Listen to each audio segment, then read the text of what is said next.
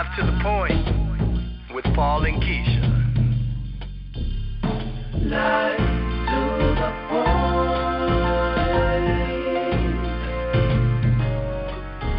If you can't get to the point of it, then what's the sense in it? Live to the point.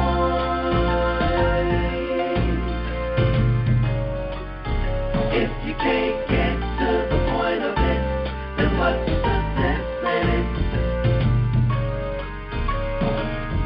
With Paul and Kesha, Paul and Kesha, Paul and Kesha, Paul and Kesha, Paul and Kesha, Paul and Kesha, Paul and Kesha, Paul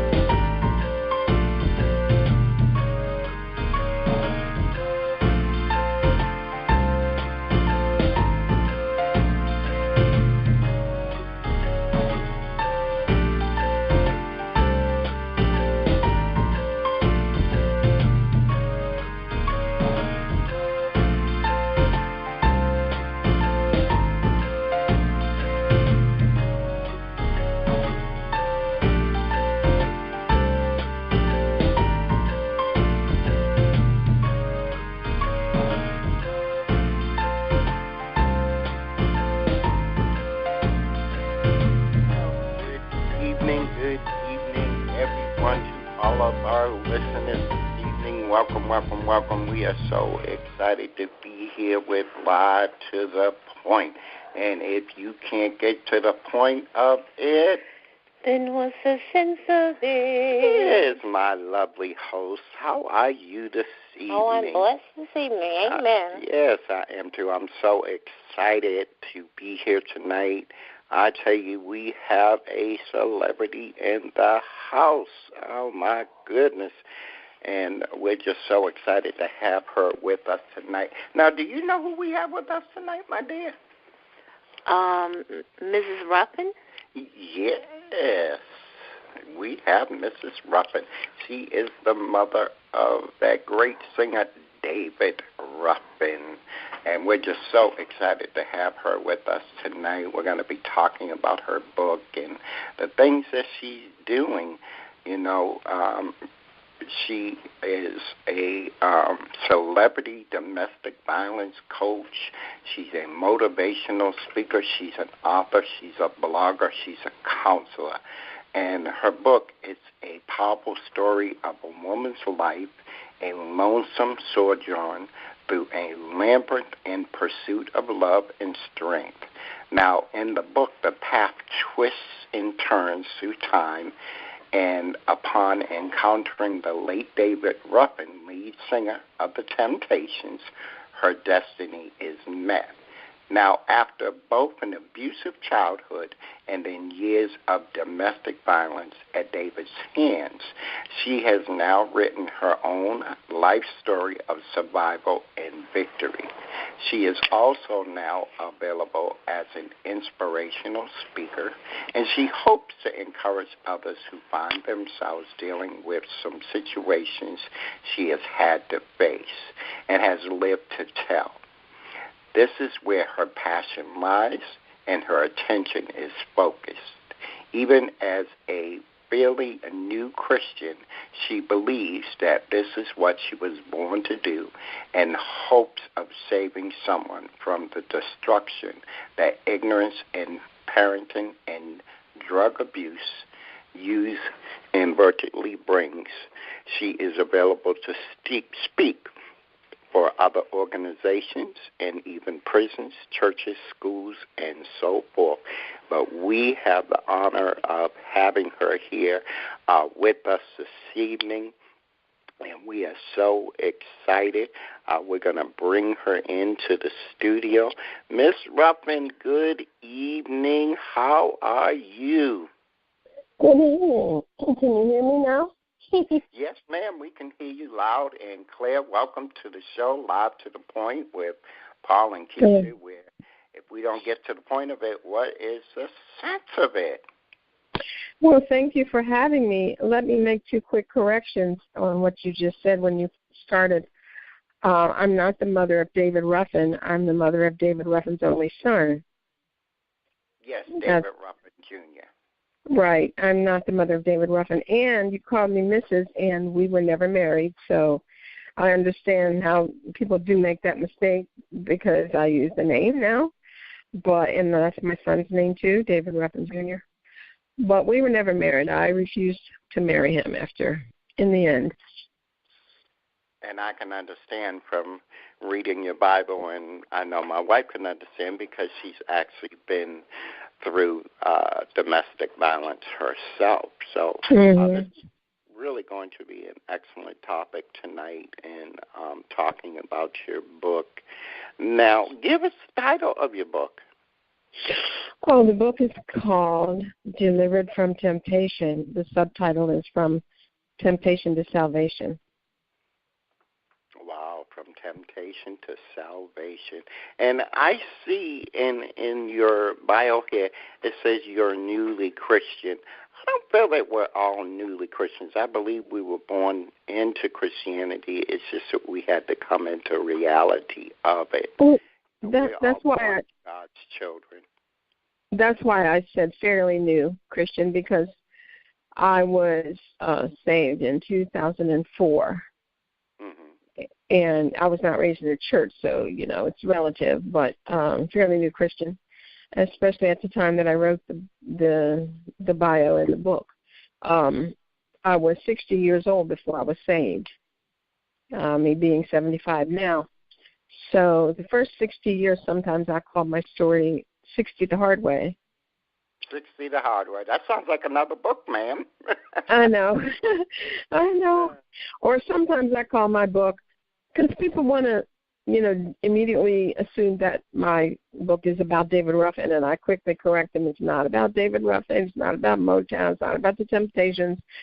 It's the story of my life before, during, and after David Ruffin on my way to finding Jesus.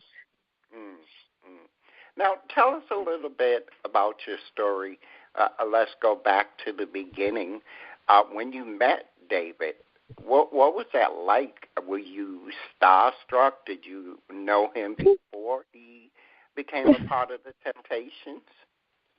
Well, of course, I spend quite a bit of time and details in the book talking about how I met David, because that's the first thing everyone wants to ask me. I was 20. He was just turned 23. He'd only been with the group 6 months, but I never heard of the Temptations, let alone a David Ruffin. I accompanied a friend of mine to the beach that day just because it was too hot to stay home in the apartment. Had no idea they were having a show. Now, I was living in Baltimore at the time, where I was born and had lived until I met David. And there was a beach in Annapolis, Maryland, called Carr's Beach back in those days. And Carr's Beach was a big, huge entertainment park, I guess you might say. I mean, it had pavilions, it had a stage show, it had rides. And they have, that day they were having, I don't know, there must have been a good 20 acts on the show. It was an all-day affair. And they were not just Motown acts. Chuck Jackson was the headliner at the time. He had a big song out at the time, I Don't Want to Cry. And I didn't know half of the people on the billboard. As I drove up with my friend, I was trying to read it. It was a long billboard or sign. But anyway, David saw me before I saw him, and he tracked me down.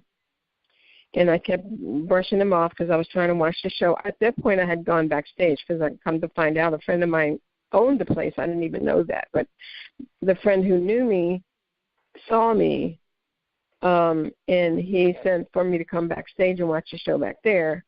And so David, after they did their little one song, he followed me backstage. And I was there the whole entire day. Everybody was there the whole entire day. It was a day-long event. And it was Mitty Collier's birthday. You probably don't know who Mitty Collier is. But she was, you do? Because she's really, really obscure. But everybody was doing like one song. And the Temptations came on and off in a flash of white. And he saw me because I was sitting up on some shoulders to try to see the show. And he saw me from the stage. And I was backstage at that point trying to watch Chuck Jackson throw his clothes up in the rafters and women tromping on each other to try to get his stinking sweaty clothes. Those were funny. And so I kept telling, David kept on trying to whisper to me, and I was like, I don't know who he was, but he was bothering me. So afterwards, after Chuck Jackson had finished doing his song, I turned around. David was still standing there, and it made me laugh because he was still standing there, and he had been so persistent. So later on in life, he told me, yeah, he knew he had to get to me before Chuck Jackson saw me. So whatever. So we hung out all day. I still did not know who he was or who they were. They had that one song, and it was their first song, and it was not a hit, and I wouldn't have known if it was a hit. But we hung out all day. We went on the rides. We did all these. We got waffles and ice cream, and finally, sometime in the afternoon or late in the evening, he was like, well, I have to go back. I was like, why? Go back where? What are you talking about? He was like, well, I have. Did you see that act in the show, the group in the white? I said, yeah. He said, well, I'm with that group. I said, what do? You're a light man or something? And he was like, he was like, no. Now, here's the funny part. And this was 1964, June 21st, Father's Day. 1964. He said, I'm the lead singer. Of course he wasn't. But he was projecting that, so he named it and claimed it.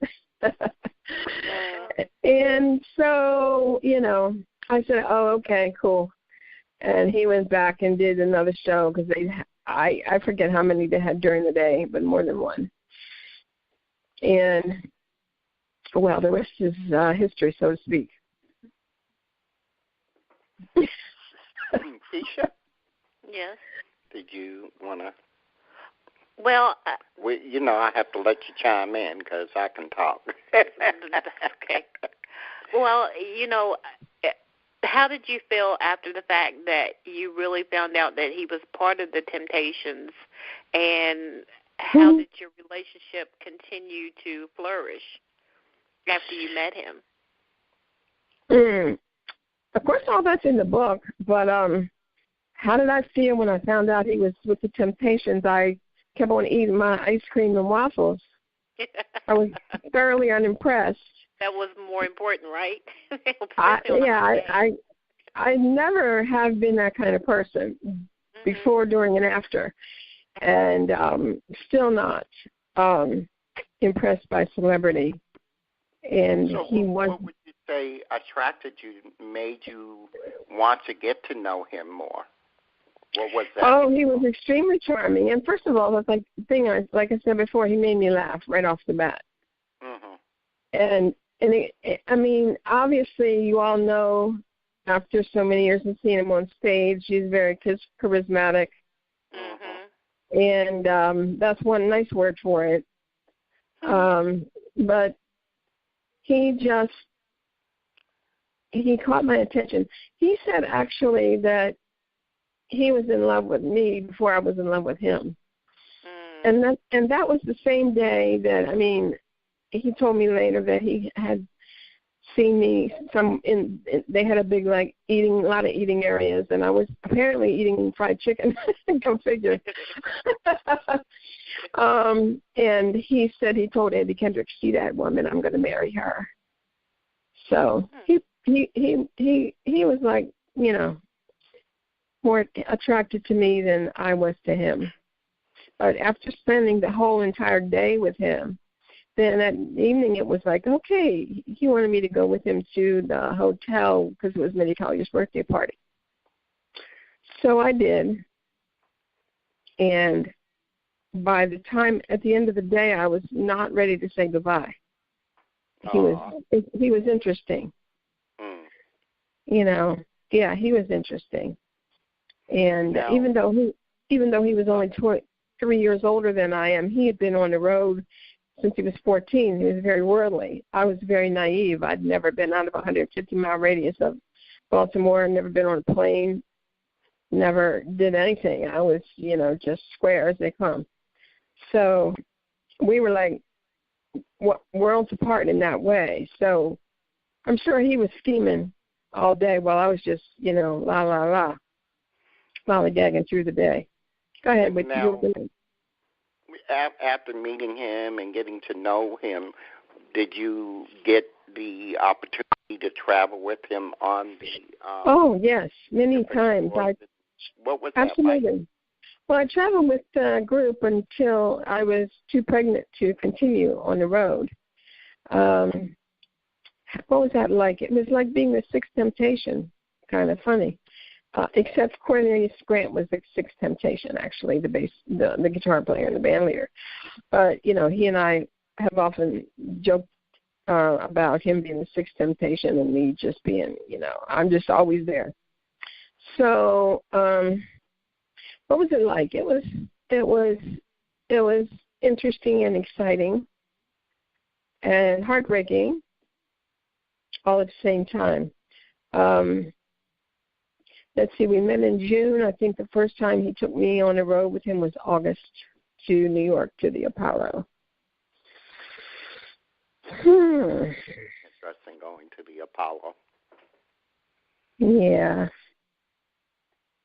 Now, when did you start noticing the change in him from what you thought he was to what he was becoming? What was the first signs? And did you ignore them, or? Okay, well, you could say I ignored it. This, and we bring this out for our listeners to get more in touch with when they're reading the book, and so they can, you know, we want women that are listening to our show tonight to know what signs to look for, you know, well, and we're going to bring Kesha in to talk about that too. What signs did she see? Okay. Now, here's the key, Paul. This is really important because I did not know this for many, many years. I came from an abusive childhood. David did too, which is kind of beside my point, but not irrelevant. In fact, I didn't know how bad his was until, I don't know, 6 or 7 years ago. But let me tell this first part. I came from an abusive childhood, so it's interesting how Satan works. Satan had me believing or just assuming that was natural. Love was pain. You know, because I had an abusive mother and I was also molested by a brother.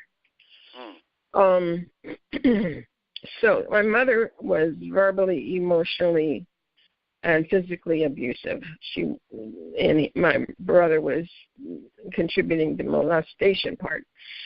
So when probably maybe a year or a year and a half had passed between the time I left that platform and met David. So Satan had me prepared to slip right from one abusive relationship into another and never think anything about it. So David was abusive almost from the beginning, not physically, but verbally. He was very abusive, but it didn't even faze me. It was normal. Those were the red flags right from the get that I wish I had known. Because, let's see, maybe the second trip to New York, okay, the first one I think was Freedom Land, which was a lot like Carthage Beach. And the second one was the Apollo. One of those two trips was the first time I noticed that he was weird. He was like not who I thought he was. And he would talk to me like in a demeaning way, in a degrading way. And he was extremely jealous and possessive and controlling. But like I said, I didn't pay any attention to it because it was normal. So the physical abuse did not start until way up until 1970 through 74. That was a whole nother. Was this before you had David Jr. or after? After.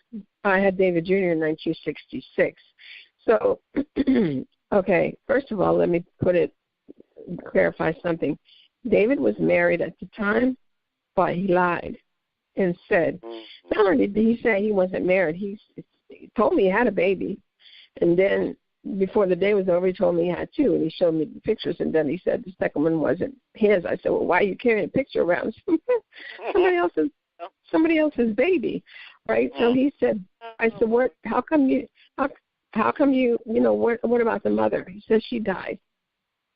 Wow. I mean, that's insane, a thing to say. I mean, can't you just say, we broke up? You got to say she died? But guess what? His mother, he said David said the children's mother died in childbirth. But his mother died in childbirth. So he believed, there's such a thing as a pathological liar who believes what they say. So now the fellas were trying to mind their business and not cross him, and at the same time tell me and warn me and reassure me that in fact David was married, but I didn't believe him and them, and he convinced me not to believe them but to believe him, and I did believe him. So he talked me into coming and moving to Detroit. And then once I told him that I was going to go ahead and move to Detroit, he went completely silent, radio silence, for like 3 or 4 days, because he was like, oh, my God. She said, yes, she's coming to Detroit. I got a wife and 2 babies over there. What am I going to do now? So, I moved to Detroit. That's a whole other story, what I went through when I first went there with him and how I met his wife on the steps of Motown. I was standing talking to Cornelius Grant, and she came out of Motown door, and she goes, are you Jenny? Because that's what he called me then. I said, yeah, and I was still smiling from the conversation I was having with Cornelius, and she said, I'm Mrs. David Ruffin, and she almost knocked me over. She went down the stairs. I was like, oh, my God. But, okay, so I'm already there. My family had disowned me. Now, just like any other good predator, what they do is they cut the weakest out of the herd, right? So he knew I was disowned by my family because of him, because of my relationship with him and my decision or choice to go with him. And so I was stuck in Detroit with no place to go but try to make the best of it. So we did sooner or later, actually sooner, within that first year we got our first apartment. We lived in that apartment for 18 months before I finally did get pregnant with David Jr. So, and he left me 3 months pregnant while I was at work to go be with some other woman who he thought was going to be good for his career and make him a lot of money. And so eventually, on the years, oh my God, I can't even tell the whole story. So the second time we moved in together, which was 1970, and feel free to backtrack, I'm just skipping ahead, because we did live together 2 different times. 1970 is when the physical abuse started. But guess what? This is also me being naive. He was deep into cocaine addiction at that point, and I was the only one that did not know about it. So when he started getting physical with me, I was completely bewildered. I was like, what? This is not, I don't know who this is, but I just loved him through it. I thought it was a phase he was going through. And, of course, he had also at that point got himself blacklisted from basically the whole music industry, let's say, for sure, Motown. And so he was so depressed. And I was, his crutch or his shoulder to cry on, or whatever the case may be. But I was still getting beat up. And David Jr. was getting abused, too. Now, when I finally left David Sr., David Jr. was 10, I think. Oh, no, yeah, 10 or 11. 10 going on 11, because I left he had his 11th birthday there at the house. I waited, because he beat me up the night before the birthday party in Bahamas. It was the first time he ever beat me up outside the house, because he usually hit it. He was getting more and more brave and more obvious with it. He was like, it's the cocaine addiction. I didn't know anything about addiction. I came to the conclusion that there was, two things about him psychologically. People had the idea that he was an egomaniac, but by my experience with him off stage and on stage, I would tend to be more likely to call him a kind of person who had an inferiority complex manifested as a superiority complex. And I didn't even have Psychology 101. And the other thing is, I know sometimes people, I'm pretty sure he was bipolar, but he was never diagnosed. They didn't even have a name for it back in those days. But those kind of people have a tendency to want to hurt themselves. They don't like themselves, they may hate themselves, and they want to hurt somebody that's an extension of them. So that was me. I was a punching bag. So, but in his twisted way, he loved me the best he could love me. And I loved him too. I didn't want to leave him. Please ask me a question. Why didn't you leave? That's what everybody says. I didn't leave in 1970 because, 1, there was no place to go. 2, I had a baby. 3, he kept me financially, abused, broke as a joke. So I left 3 times and went back. And the final time I left with $7 because it was like a matter of life and death at that point. It always escalates. That's what girls don't want to believe. But he didn't want me to go. I was like, oh, my God, get thee behind me, Satan. But I wasn't Christian then, so I didn't really think that. But when I look back on it, that's what I realized. But, it's a weird thing. I still love David, and I tell people all the time that just because a person dies, love doesn't die. It just transforms into something else. And honestly, it's easier to love him when he's not on this planet than it was when he was on the planet. I can only imagine. Well, listeners, we're here with Miss Genna Ruffin, and we're going to get ready and take a short station break here, and we have a little surprise for her. Probably not a surprise, but a little surprise.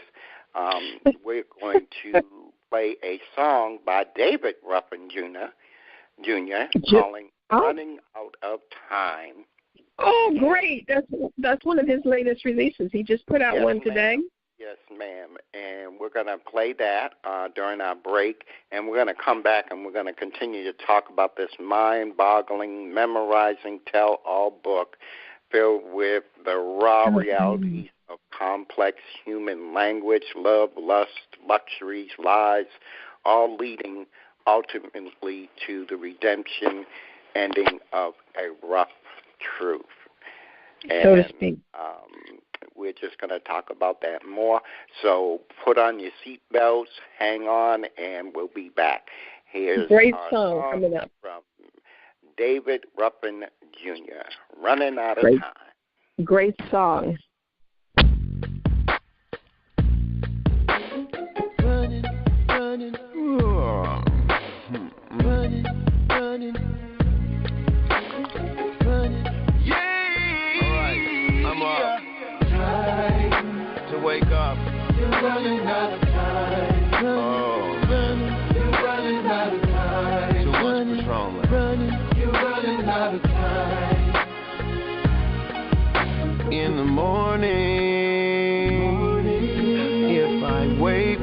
breath, and I am blessed to see the dawning.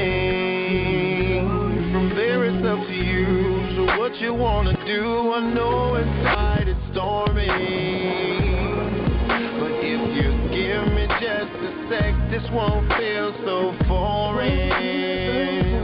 From there it's up to you, so what you wanna do, you're running out of time. You're running out of time to give yourself life. You're running out of time to get yourself right. You're running out of time. You can do it overnight if you believe in the things you do come back to you. Then you would stop treating the people that you love like you're so far above. You should stop believing that you and me and he and she are anything but even. What I'm trying to do is get across to you. You're running out of time. You're running out of time to give yourself life. You're running out of time. The changes inside. You're running out of time. You can do it overnight.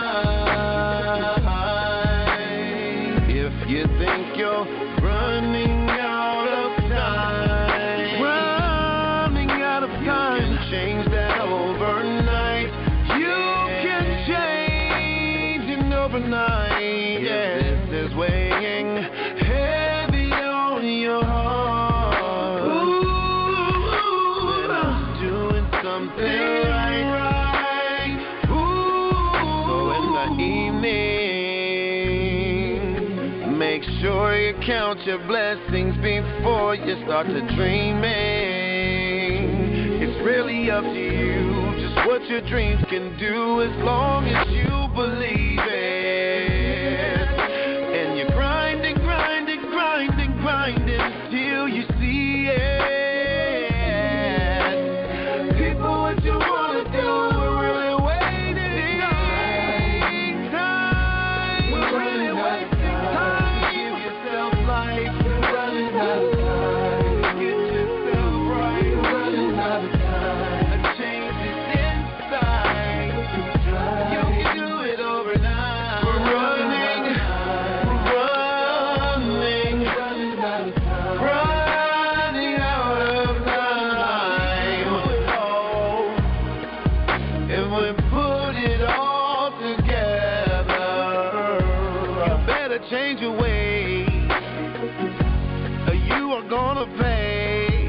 Yeah. You can do it overnight. Yes, Lord.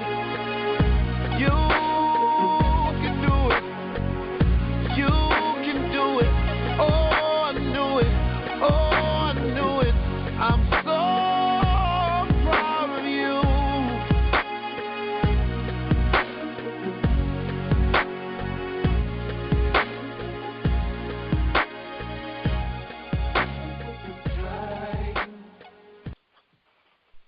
You're never running out of time to tune in to Sensational Sounds Radio.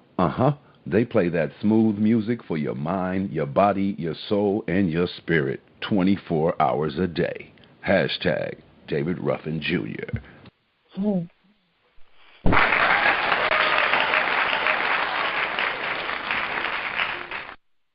Hey, we're back here in the studio live. And that was a nice surprise.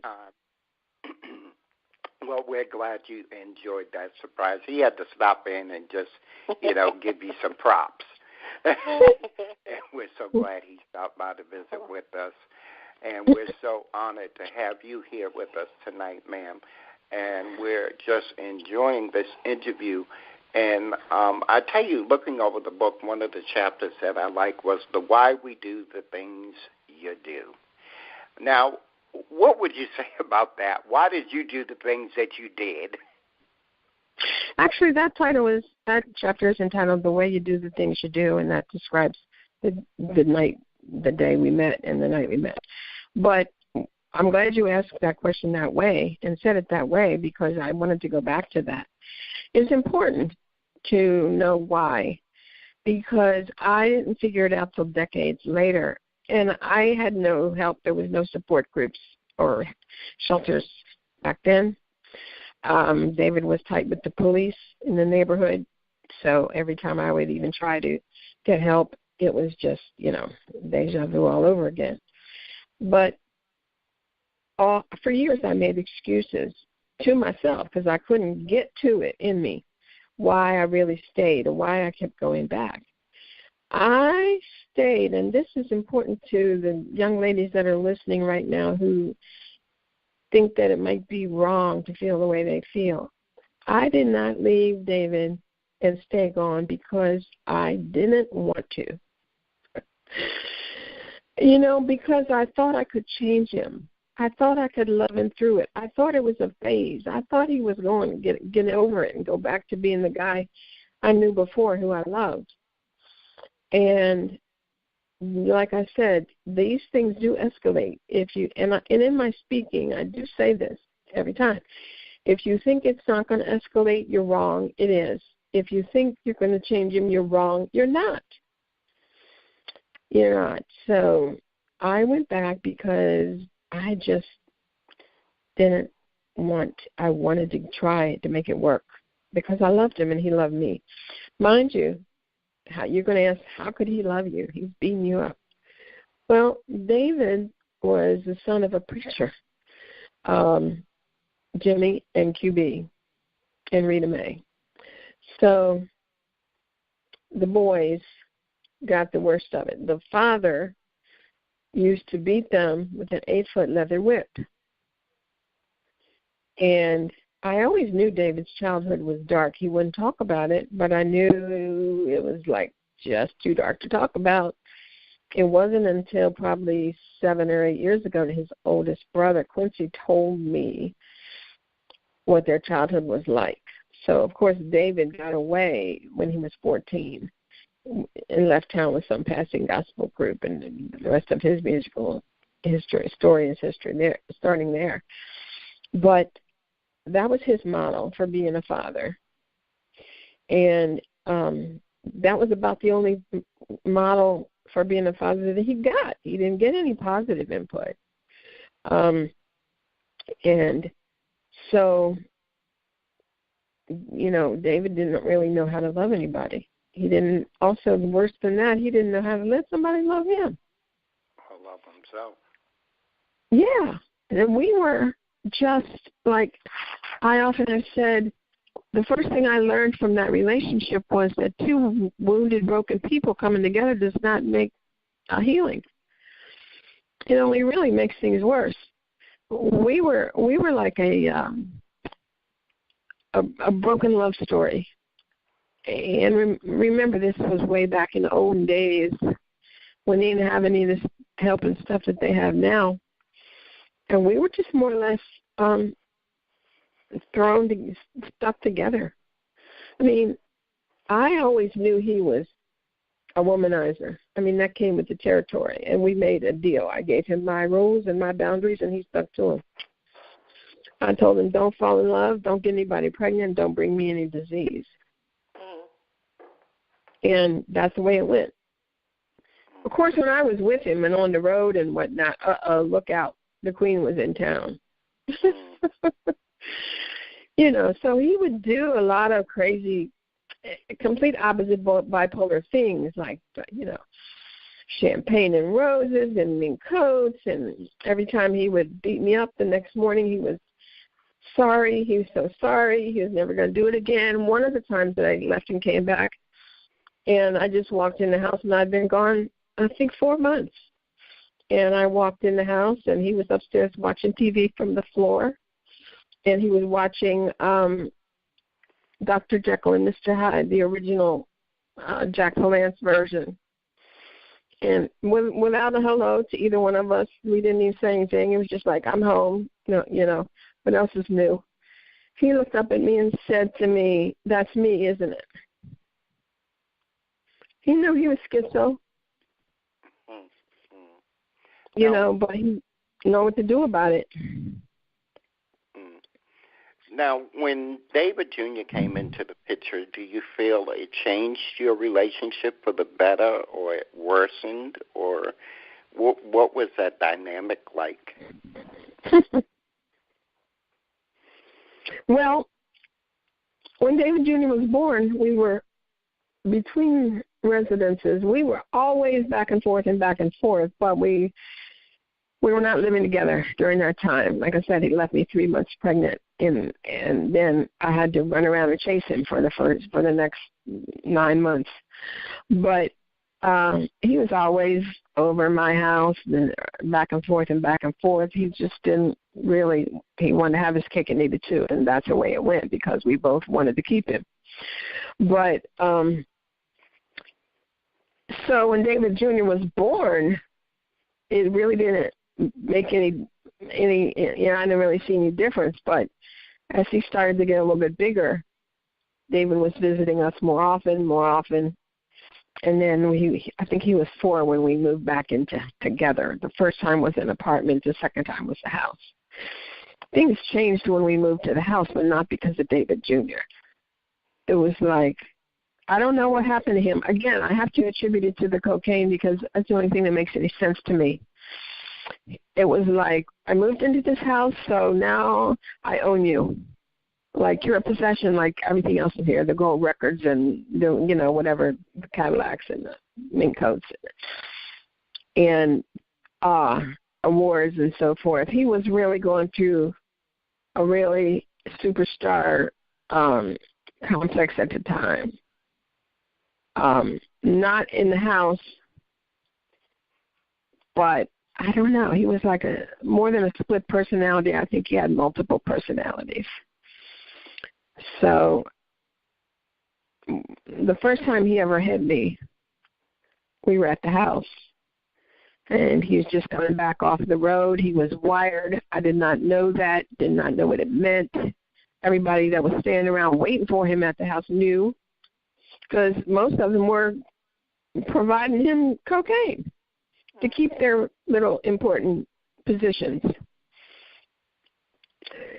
But that first time he slapped me all the way from the entryway across the house, and it was a big 14-room house, so it was a long way across the living room, and knocked me into a big round chair we had in the far corner and busted my eardrum. That was the first time in the series. Broke my nose twice, knocked me downstairs, pulled the gun on me, and then turned around, gave me the gun, and asked me to shoot him. I'm like, I'm not going to shoot you. I mean, he had issues. He had problems. I don't know. That brings me to my next question. We're going down into, I said, that brings me to my next question. You talked about he pointed a gun at you, handed you the gun to shoot him, and it brings us down to chapter 5 where it says that darned Tammy Terrell. And, of course, that question that everyone asks, did he really kill her? They do say that, and I said so right in the book. And the next question they always ask me is, he really killed Tammy Terrell? Well, I can answer that in like 25 words or less, or 10 words or less. I wasn't there. You weren't there, exactly. Nobody was there. I tell you what, I think I know, putting everything together over the years, what was came out as time went on.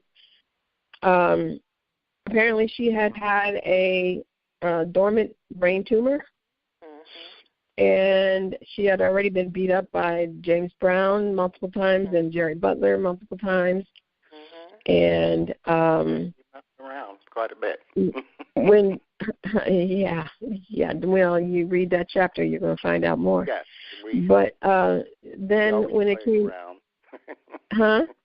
She always played around. She had her eyes on David's money, and she told him when she turned 21 she could have his money, her money, whatever. Anyway, I'm not trying to go into that, but it's in the book. But what was I going to say? So did he really hit her in the head with a motorcycle helmet or a broken or a cast on his arm? I don't know. Did he knock her down some stairs? I don't know. He knocked me downstairs. He knocked David Jr. downstairs. So I guess he liked to knock people downstairs. I don't know if he ever knocked her down some stairs or whatever happened, but somehow apparently that brain tumor got moving, got activated at that time. And can I ask a question while we're talking about that? Yeah, because that's all I know. One point he said that she beat him up real good one time. No, right, I never heard that. I never heard that. Wow, that goes to show you, people put things out there and they really might not know the truth. That would have never happened. That would have never happened. Nah, he wouldn't have allowed that. Were you able to watch the unsung about him? Did you watch that? Yeah, I was in it. Was that accurate? Oh, you were? Okay. She was in it, honey. Well, how would I know? Oh, well, yeah, you. Thank you. Didn't you watch the unsung? Did you watch the David Ruffin unsung episode? I can hear it, but I'm blind, so I wouldn't have known to be able to. Oh, well, okay. Sorry, I see. Well, yeah, that was David Jr. and I featured in that unsung episode. In fact, they came here where I live from L.A. to interview me. But the one thing that you may be getting around to is David's sister-in-law. I thought this was interesting because I never really watched the whole unsung. And my son had to beg me to do that. I said no 3 times. And so I didn't want to watch it. And I finally watched it not too long ago. The part that I liked was where David's sister-in-law said, yes, he loved Tammy. That's probably what you were thinking about. And he said, yes, he loved Sandra. That was his first wife. And he loved Jenny. She said he just loved them all 3 different ways. I can buy that. Well, here's the thing. I can only speak for myself. David was the love of my life and the father of my child and the abuser of us both. I like to believe, and people who know us also believe I was the love of his life. Now, the other women may have felt the same way, but we had a life. We lived in a house. We had garbage cans with wheels on it. We had plants. We had planted flowers. We baked together. We painted the house. We got groceries with coupons. This kind of thing. The baby went to school down the street, and we had an actual life. So I feel like we were. I don't even know if soulmates is a real word or not. It's a made-up word, what that means. I can attest that I definitely have. I know you guys know the phrase soul ties. I just made a comment about this a couple of days ago because not that long ago, I mean, when I first got away from David, I used to dream about him every single night, and they were nightmares. Ducking and dodging and crying, and my sobbing would wake me up. That went to fewer and fewer and fewer. And finally, I hardly dream about him at all now. But a couple months ago, I guess I was asleep, and I heard him laugh. And my heart started pounding so hard it woke me up. That's how I knew I was asleep. And I was telling people about it, and I said, you may know the phrase soul ties. That's a good example of a soul tie. So, I mean, we had like a deep relationship, and it was just very dysfunctional. Now, what would you say, do you see a lot of David Sr. and David Jr., or are they the total opposites? And Opposite. What is it like to look at him? Does it bring back memories? No, he's a completely different person. No, I never had the problem of like looking at him and seeing his father. I never had that experience and taking it out on him. I've heard about it, other people doing it, but my son just said something the other day in the past month or 6 weeks, even if that. He started doing this morning talk show on Facebook, and he just said last week about all the parts of him that is like his father are professional, and everything else about him that's good is he took from his mother. So, that's as good as it gets. He is my best friend. I'm so blessed that we have that type of relationship now, because it always wasn't like that, or wasn't always like that. And somebody just said to me tonight how blessed I am, and I said, yeah, I paid my dues. Blood, sweat, and tears. I had it coming. You know, I knew it was going to happen because, like I told my son, I know it's going to happen because I'm God's favorite daughter. He's not going to let me go out like that. I mean, why would I suffer all of that pain and abuse if it wasn't for a purpose to have a platform to speak from to help other people? Because God's not like that. That's not God's nature, just to punish people. No, you know. Now let's talk a moment about the rough times that you and David Jr. had. How did you get beyond that? How did you all become best friends, and what was the dynamics of that separation? Well, to start with the answer and work backwards, I would say there's only one word, and that's God. From the time I was saved, let's put it like this. My time David Jr. was like 12, I guess that's when they start to get their own mind. Because before that, we were always best friends. And then he started to get his own mind. I guess he wasn't really telling me what was going on in his head, and he started going off in these weird directions and going off the rails, and just giving me, HE double toothpicks for years as a teenager. Double toothpicks. Yeah, as he once admitted that he said he knew he was a terror. He just said on his show the other day, he was talking about abuse and whoopings and stuff, and he said, I got a lot of whoopings, but he says, truth be told, I had a lot of them coming. So that also made me feel relief.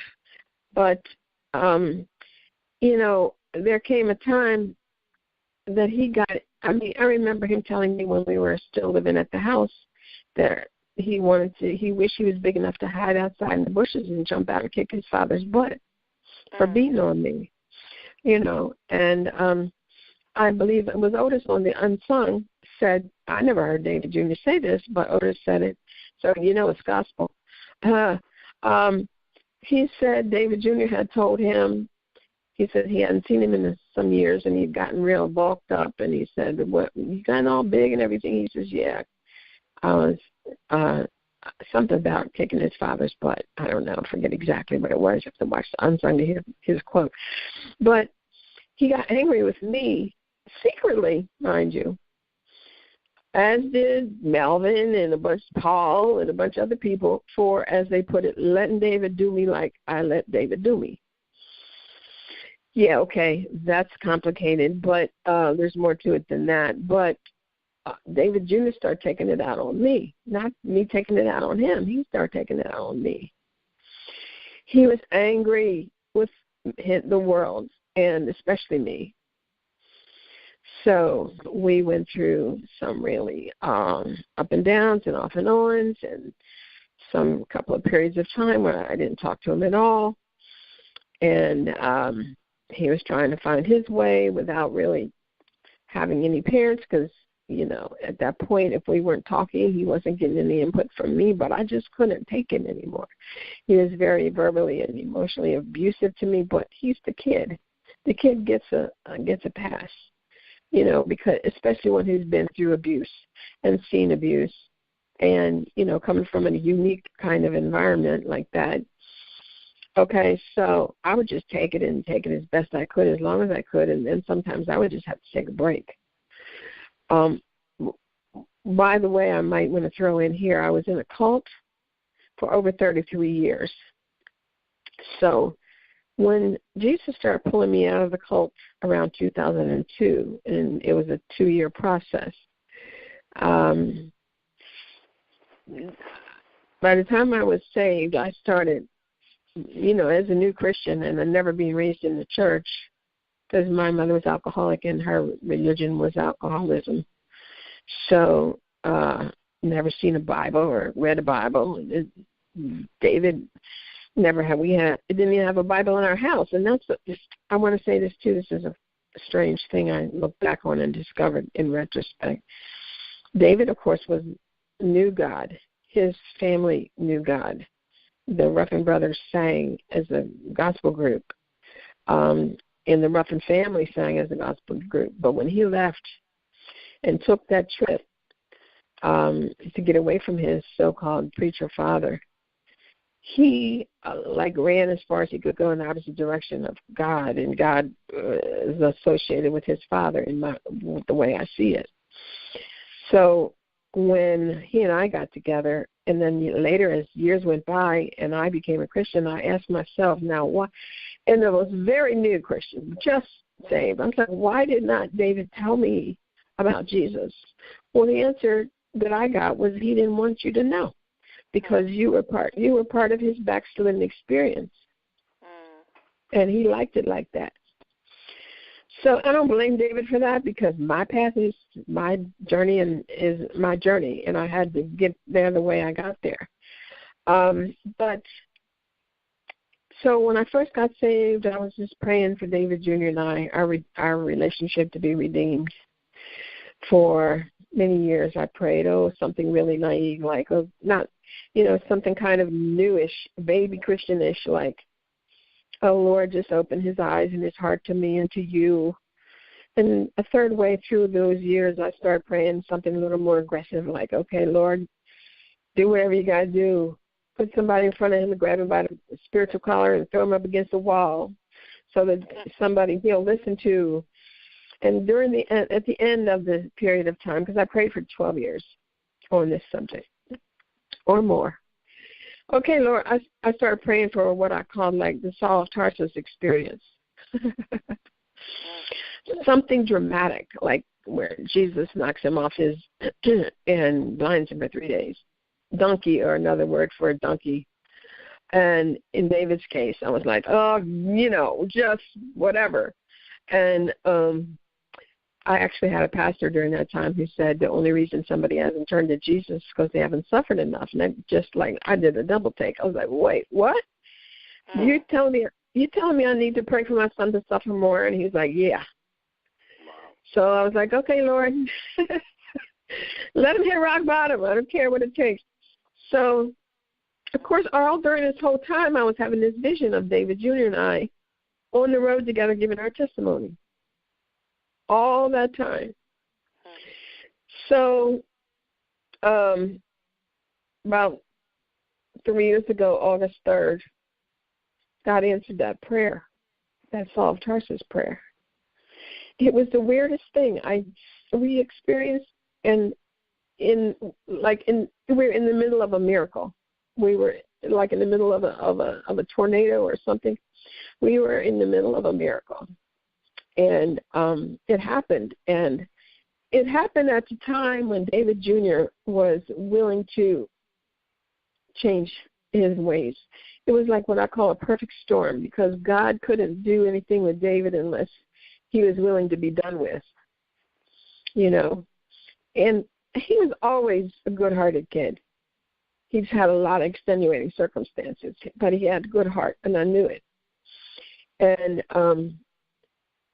so this miracle took place at the moment when I said to David Jr., if you ever talk to me like that again or go off on me like that again, I was screaming bloody murder, and I scared the crap out of him.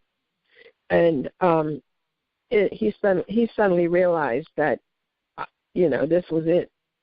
And I said, if you ever do that, he said, I'm never going to do it again. And I was like, and I told him just recently, you decided in that moment to stop acting like that. So that note tells me you knew you were acting like that. But he wasn't ready emotionally to let it go. So it's all been a matter of him growing maturity over the years and God intervening and God keeping him. Before I was saved, I used to pray a prayer that was like, God, hold my hand even when I'm trying to get away. I wasn't even saved. But, that's what I prayed for them. God, hold his hand even though he's trying to get away.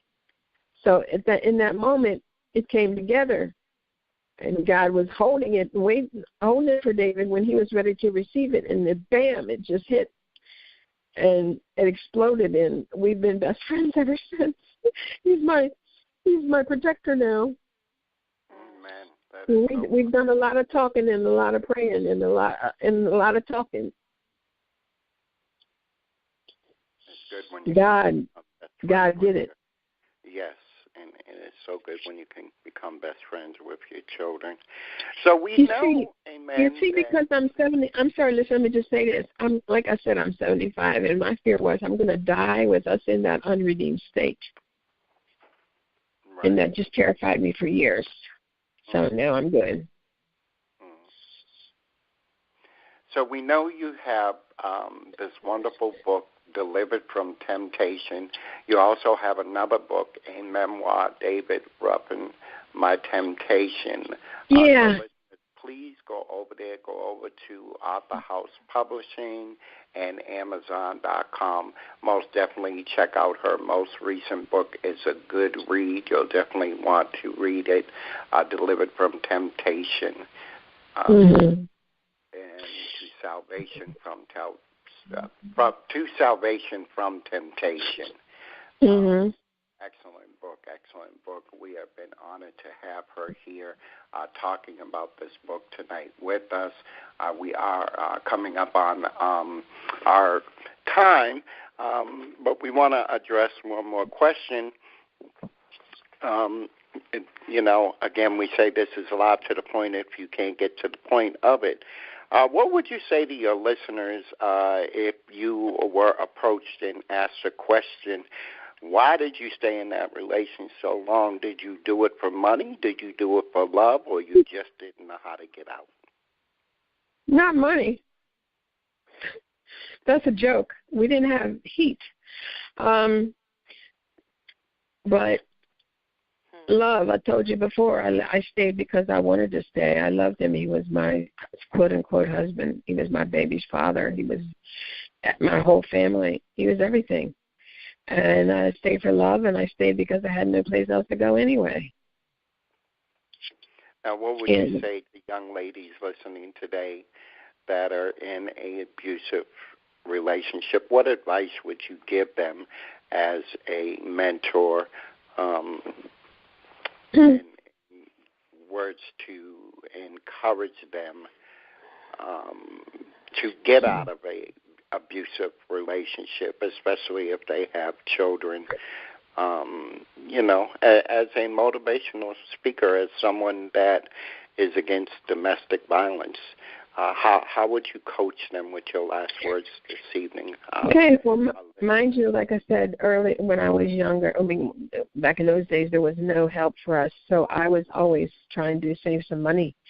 And nowadays that there's help in like shelters, it's not as much of an issue. But on the practical side, I would say save money.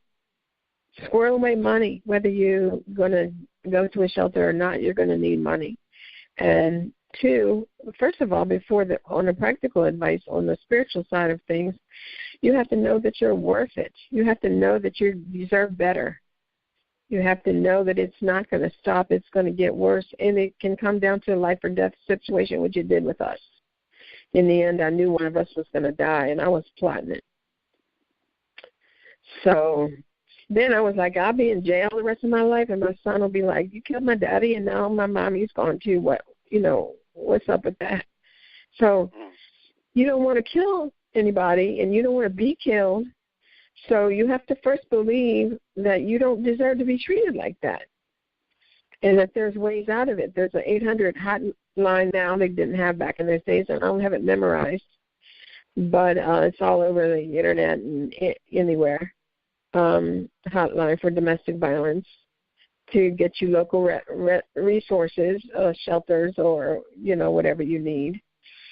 And you just have to start believing that you're not going to put up with it, and start planning in your mind and going wherever you have to go. These have a lot of websites. You could go to the library. You can go to these domestic violence websites, and they have an emergency button on there in case he walks in or somebody, like you don't want anybody to know that you were on that website. They can't trace you, can't track you through the website. So first you have to believe you're better than that, and then you start getting some money together. Start investigating online for different resources in your area and start making a plan. You can start to incorporate or confide in some family members or friends, but be careful because you can't trust them for the simple fact that if you tell them you're having troubles, and especially if they like him, they may not believe you. And then worst of all, if you make up and then they're going to be like holding that against him, or they're going to go tell him what you're planning. So you have to be really careful who you trust in your circle. But if you can get one single person that you can trust, start planning that. I was 30 years old before my girlfriend that lived a couple of streets over, who I used to go to her house all the time with beat up black eyes and broken noses and be crying and telling her my sob stories. 30 years old, she looked across the table one day and finally said, "You know that's not normal, don't you?" I was like, "What?" Mm-hmm. That's the day my life really changed, because I started to realize, coming from that childhood, to me it was normal. You girls, you got to realize it's not normal. It's not acceptable. You have to take responsibility for yourself. I won't say he doesn't love you, because I can't say that about David. I won't say that, how can you love somebody and beat him up? You can, because you got issues, you got mental problems. You might need to be on medication, or maybe you're on illegal drugs. There's a lot of possibilities, but you have to start investigating, getting some resources together. Well, I tell you, this has been an awesome, awesome interview. And, hey, if you haven't gone by her website, please do, GennaRuffin.com.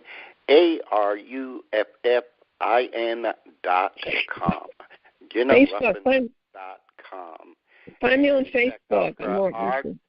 Check out her pictures. You can find her on social media also. And if you would like to book her, you can also do that and get in contact with her agent at Axe Management. We are so excited. We're going to give her an opportunity to give you all of her social media. But we're going to hear from the lady host real quick and see if she has any last words or questions, my dear, wonderful, sweet wife. Most definitely check out that artwork. That's awesome. We didn't get to talk about that this evening, but she's got some beautiful artwork over there on her website. Miss Kesha. Amen. I just want to give you the platform and let you go ahead and give your information on your social media, because I'm just kind of quiet, remembering situations that I've been in the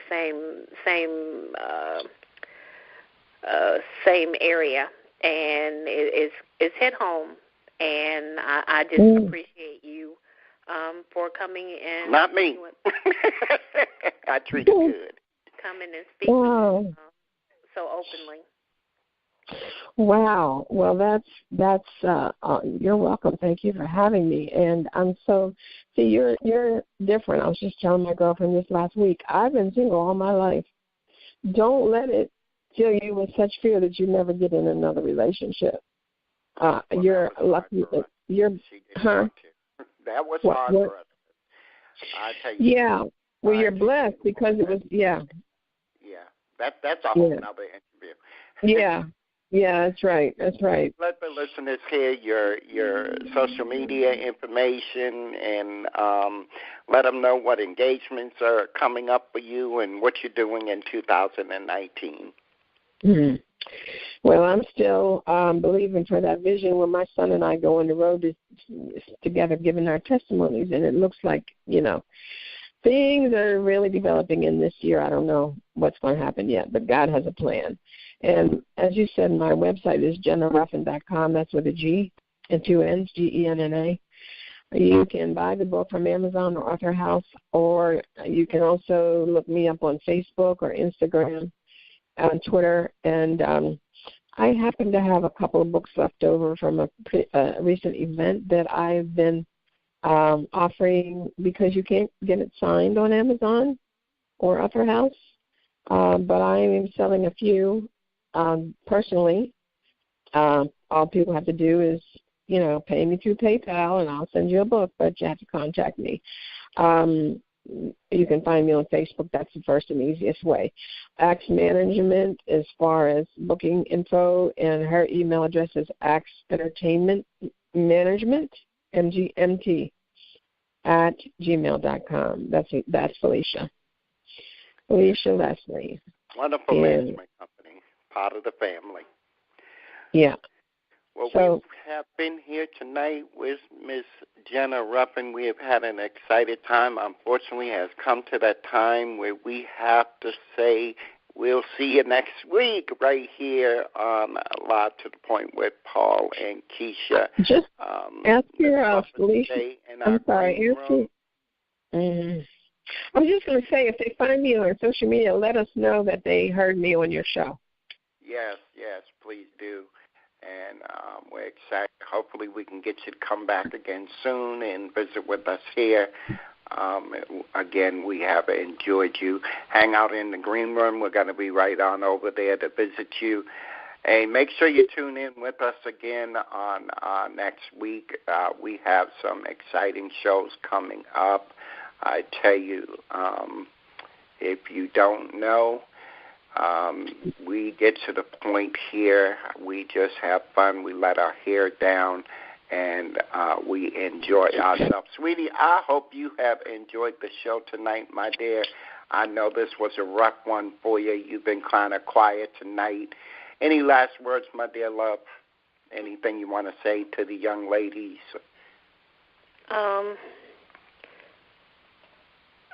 No. Kind of left you speechless tonight, huh? Yes, thank you. Yes, I understand. But God is good. Again, thank you all so much for tuning in tonight. And we will most definitely be looking forward to seeing you on next Tuesday. Hey, if you haven't gone over and listened, go make sure you tune into Sensational Sounds Radio, where we play the sounds of gospel that are smooth for your soul, your mind, and your spirit, to the beat of your heart. We do air 24/7, 365 days out of the year. We're never down. And we surely want you to come on over there and listen to us. Tune into all of our great shows, not just Live to the Point. Excuse me. On next week, we are going to have in the studio with us Grace Justified, so you don't want to miss that show. Again, you've been listening to Live to the Point with Paul and Kesha. Y'all have a blessed night, and God bless you. Bye-bye. Live to the Point with Paul and Kesha. Live to the point.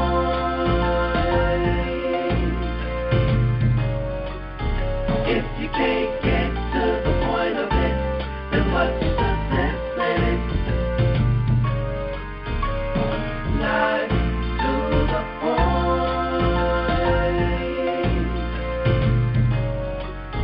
If you can't get to the point of it, then what's